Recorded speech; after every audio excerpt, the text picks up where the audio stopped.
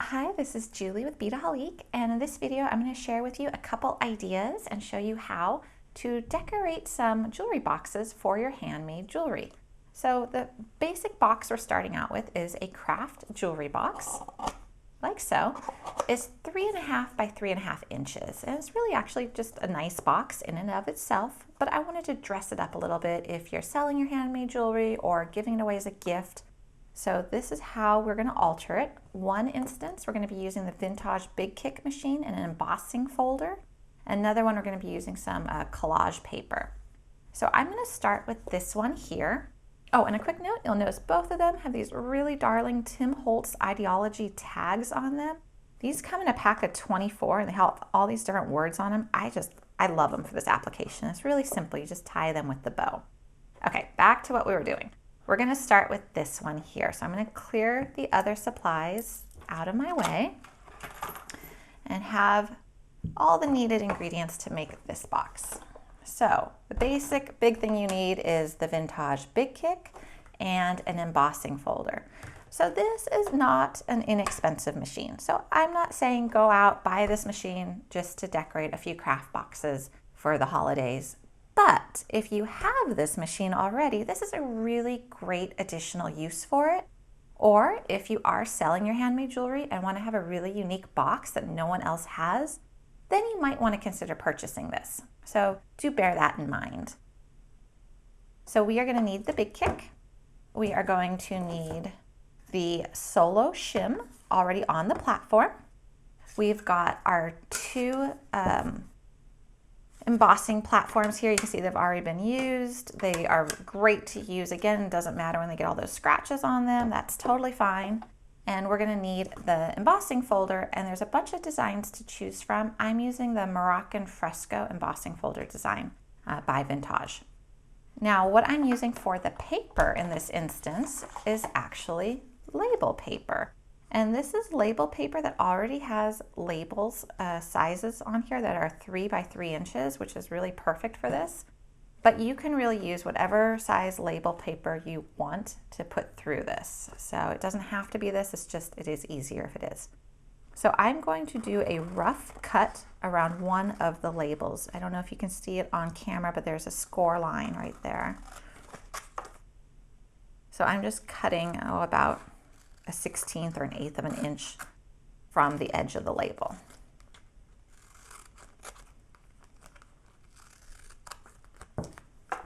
Okay, so now I'm going to go ahead and I'm going to put it in my embossing folder, like so, and I can see through the folder, which is nice. And then I'm going to sandwich it between these two plates. And then I'm going to stand up to do this. So we're just going to run it through the BIGkick machine the same way we would if we were using an etching or embossing die and blanks. So you hold the top of the machine, you push the plates in, and you just crank the handle, and it doesn't take much strength at all. Okay, so it comes out the other side. Now we are done with that, so I'm going to move it aside.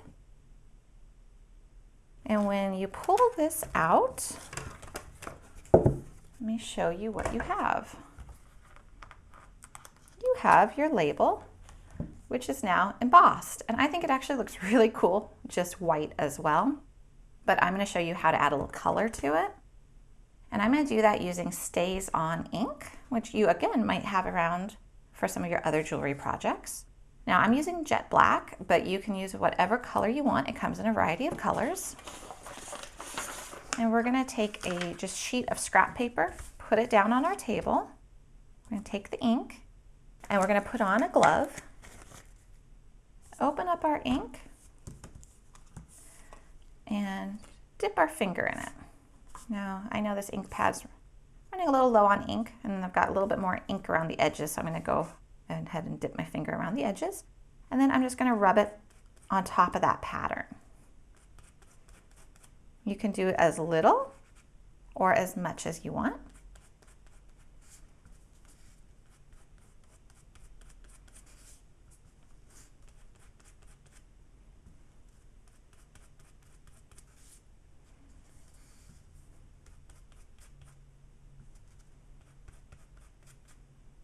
I actually love seeing this pattern emerge. I think it's super fun.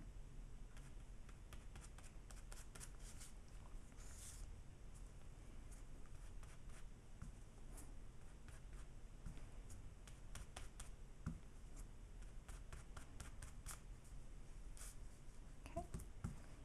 So this does not take that long to dry. I would recommend setting aside for, about 15 minutes or so, and then we'll be ready to affix it to the box. All right, this is now dry, so we're going to take our box, and what we want to do is we want to carefully peel the label off of the backing.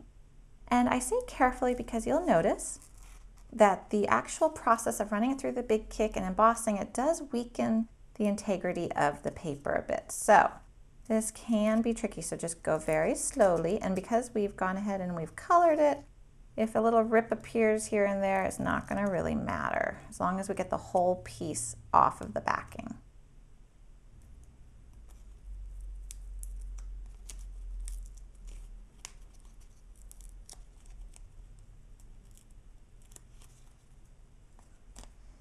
Which proves too challenging from one end, go from the other end.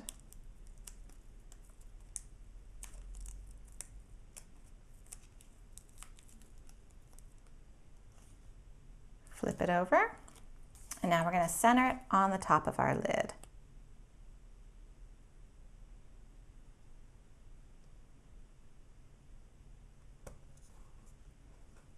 And lower it very carefully and press it into place. So there we have our decorated box top. And all we'll need to do now is add a tag to it and our silk fairy ribbon. So I'm not going to do that in the video here, but it's basically just tying a bow around your package, and then you add the little charm. So you pick whichever saying you want. Then you're ready to go with your very pretty little gift box. So now I'm going to show you another way of decorating a gift box that does not require the BIGkick. Really simple, and that is this one here. You see that we've really gone ahead and we've tried to match the ribbon to this style here. So this has more of an organic, natural feel, so we use some hemp, but same exact thing where we just tied it around the box and added the little charm. So for this one, we're going to be using this collage art book, and this is really fun. We've used it a lot in the design space. You can see it's really cut up, but there's a lot of different papers to choose from. So I'm just going to choose a sheet. I'll just actually cut this guy out.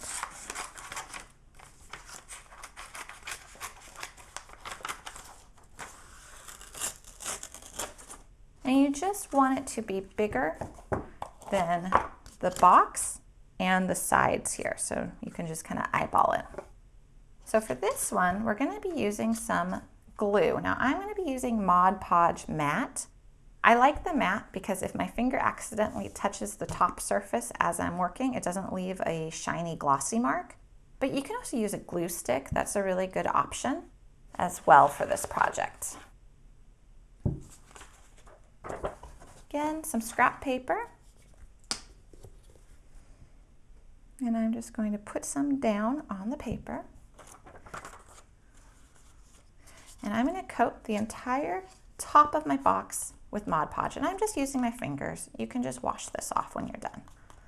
You want to go pretty fast because Mod Podge dries really fast. You just want to make sure you get to all the edges of that top of the box. You don't want it to be too thick either. That's why Mod Podge is a really good option for this. Then just go ahead, put the paper on top of the box, and then make sure you press it into place. And because we used a really thin layer, it should not seep through and it shouldn't create those warped ripples like you'll get sometimes when you use glue in conjunction with paper.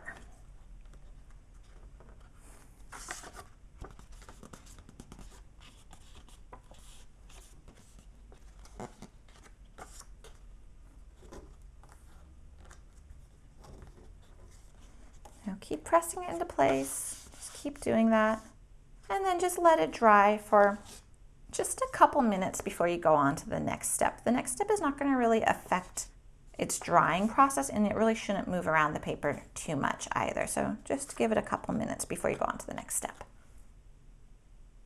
Now that the top is pretty dry, it's not totally dry, but it's good enough to work with, we're going to fold down the edges. So we're going to do that first on all the sides. So just fold down the edges.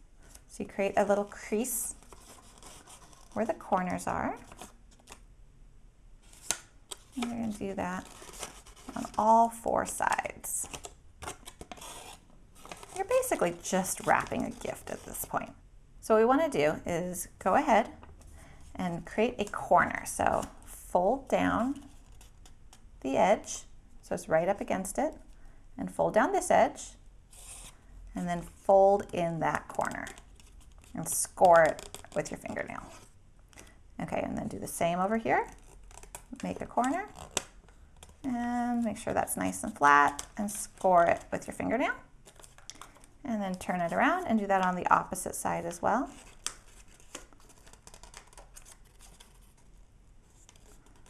There we go, we got nice sharp corners. So this is what the underside now looks like. On the 2 sides that do not have the corners folded in, we're going to glue those guys first. So again, we're just going to take some glue, put it on our Kraft box. Make sure we don't put too much glue, but make sure it is covered. And press into place.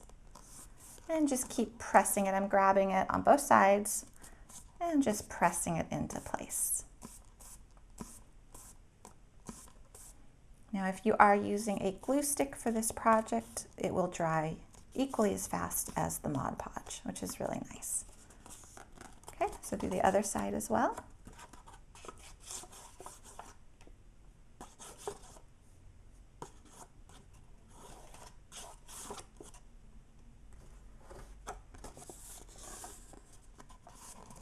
And I'm just paying attention to which finger I used for the glue so I don't accidentally touch the top surface of my box. And then you probably are seeing me just wipe it on the paper.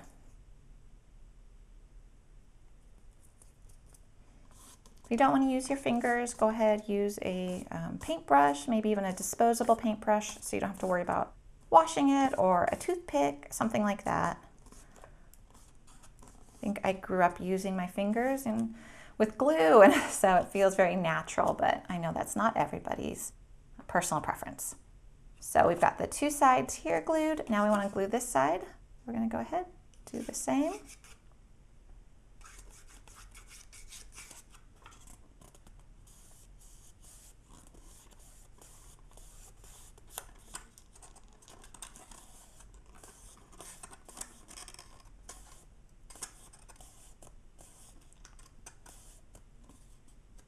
And then the other side as well.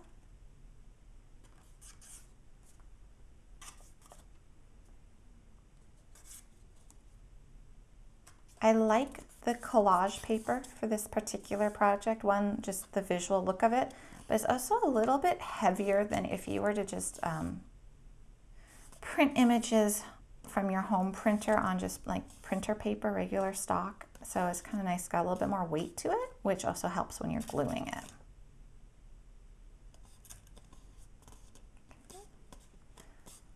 All right, so now we need to fold down those corners, and in this case I'm going to bring over a little applicator, so a little scrap eye pin that got a little bent. So I'm going to pour a little bit more glue down on my work surface and then put it on the inside of this corner and then fold it down into place and just hold that there for a couple seconds.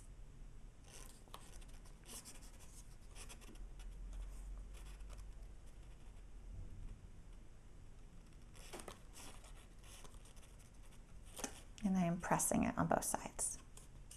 Okay, so do that on the other corner as well.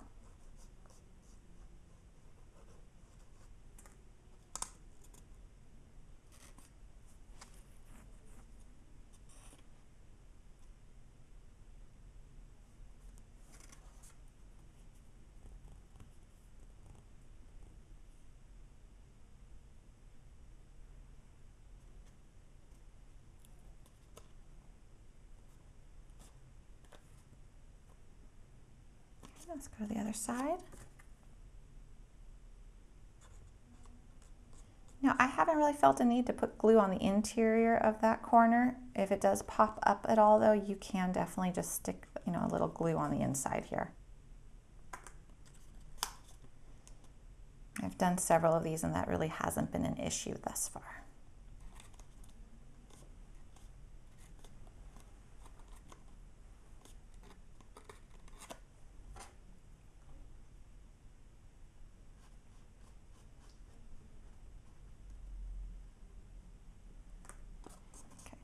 So now in this case, I do want to actually let this really dry before I trim it. So I'm gonna wait about 15 minutes or so, 15, 20 minutes. So now we're gonna go ahead and we're gonna trim out our box lid.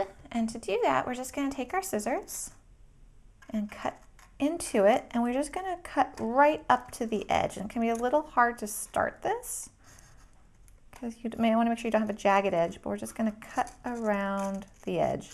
If you have an X-Acto blade and you're comfortable using one, this is a really good application for that as well. So we're just cutting through our papers.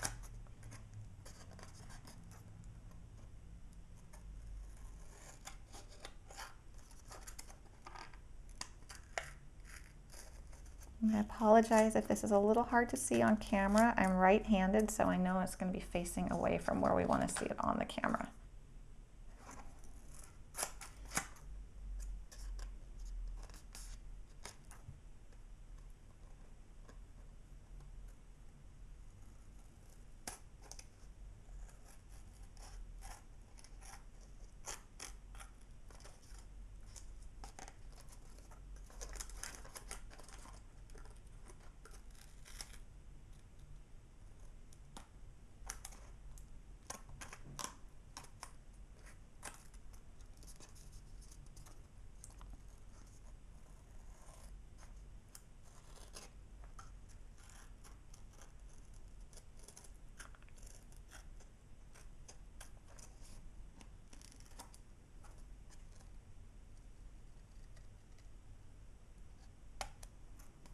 And then go back and make sure you don't have any rough edges. I'm using a Kraft scissor here, which is probably not the best scissor to be doing this with, but you'll want to check and make sure you just don't have any really rough edges. And I'm actually pressing my edge down against the edge of the box. It's not really folding it over, but it's just creating a nice neat line from the sharp paper cut.